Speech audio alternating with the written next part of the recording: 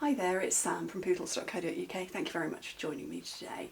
Today's project is this one. Now, I've had this box sat on my desk for ages, probably a good couple of months, and I never quite got round to finishing off, and I just thought I'm going to put it to good use while I'm still poorly, because I really am, it's not good, and finish it off with just a little cutout on the front. So it's one of my infamous tent boxes because it's shaped a bit like a tent.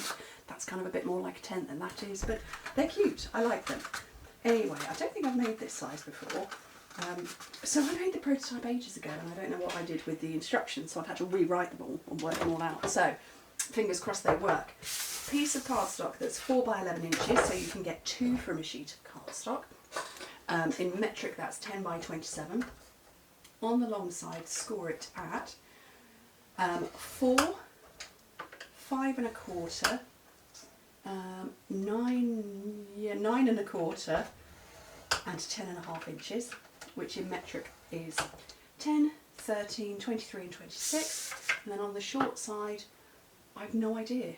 I have no idea what I should score that at. Where's my ruler gone? That's going to be 1 1/4 inches. And that is going to be 3 centimetres. Oh, I've just realised I haven't put markings in here either, so that's 10. So 4 5/8 of an inch, and 9 7/8 of an inch. So what's that going to be? 11 1/2 and 24 1/2. Seriously, it's sat on my desk for such a long time. Like I said, I just didn't quite get around to finishing it off. Okay, so I'm going to put in triangle score lines. I'll do them first and then I will show you where I've marked them, because that will be easier.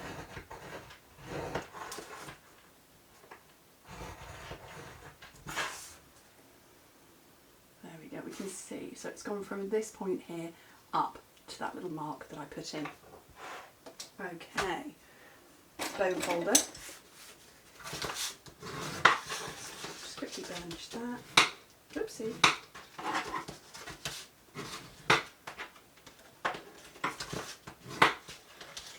Okay, don't worry about those diagonal lines. We don't need to. Oh, look at the state of those. Honestly, I don't know what happened in my office while I was gone. Box missing for my ribbons. There's a jug missing as well. Asked the family about that. Nobody had any idea what I was talking about. Really nice water jug missing. Nobody's seen it. Or rather, nobody's confessing to have seen it. No, nobody's seen it. All 6 of us had dinner this evening. And I said, has anybody seen it? No, Mum. They genuinely didn't know. Half of them couldn't recognise it, but you know, that's what happens when you live with men. Right, where's the end? Okay, so, oh, I didn't mitre this one off. You just take a little wedge out of that square there.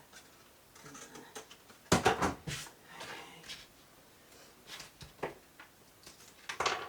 So tape on that tab, and then this is the back. So if I do 2 sides and the back.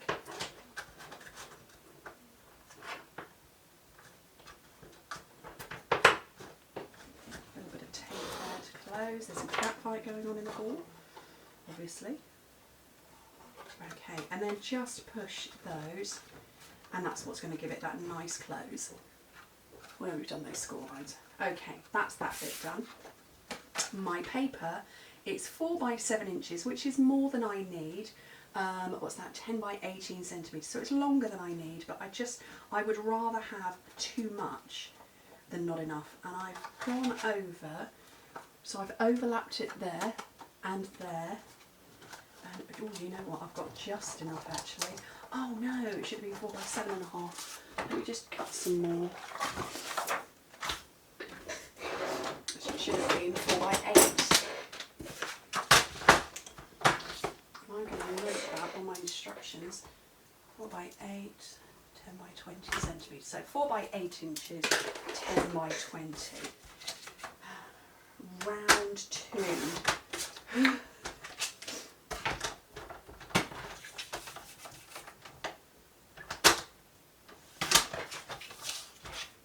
Okay, should we try that again?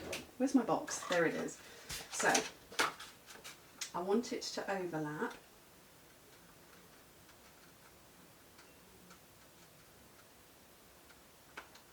There we go. And I'm just bending the top, and you don't want it to be too tight because you want it to be able to slide on and off. Oh look, see, look, I've still got it wrong. It's just a little bit tightened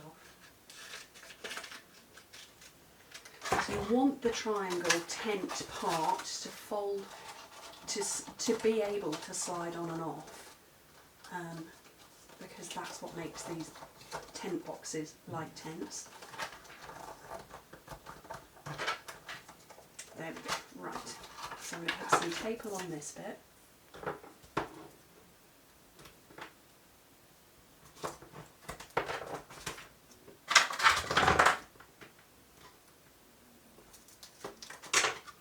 Pop it back in again.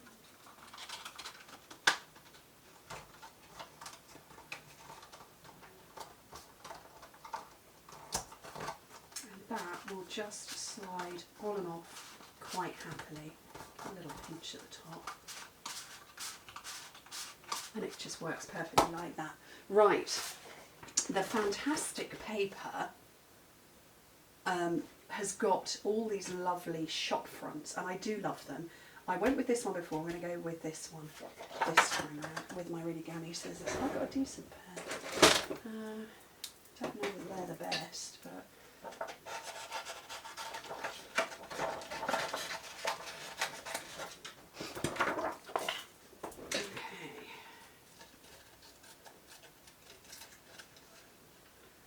Chris to come in and clean my scissors for me. He's very good at doing that. We use brake cleaner, as in cleaner for brakes on a car or a bicycle or something like that. We also call it magic spray because it is like magic. That's just what we call it, magic spray. It's quite funny, the boys will come into the office and say, "Mum, have you got any magic spray?" I know exactly what they're talking about. The special stuff that cleans everything.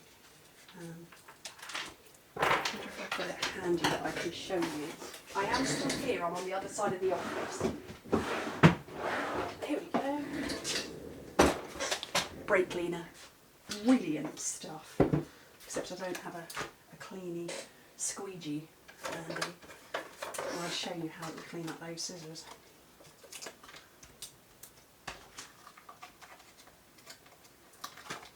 What I need is sort of a, oh, I have got a rag.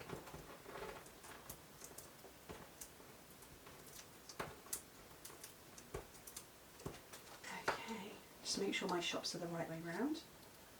There they are. And that, with my little kitty who's just wandered in, fauna, is my triangular treat tent box. Very smart. Let me just crease that a little bit more. And then, if you hang around, I'm going to clean up this gammy pair of scissors. So let me just show you what the scissors look like. If it would focus on me. They are properly grubby. So, here's my nasty rag.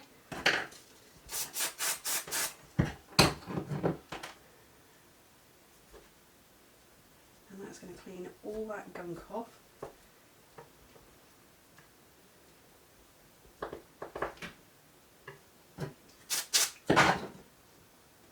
Like I say, it is brake cleaner for cleaning brakes. And that is a nice and clean pair of scissors. If it would focus on me. Seriously, there's nothing in the background. There we go. All nice and clean. And what have I got that I can cut? It's a bit of cardstock. Brilliant. Brake cleaner. There you go, bonus tip. Anyway, thank you ever so much for joining me. Oh, throw my project on the floor. Thank you ever so much for joining me. Hope to speak to you very soon. Bye.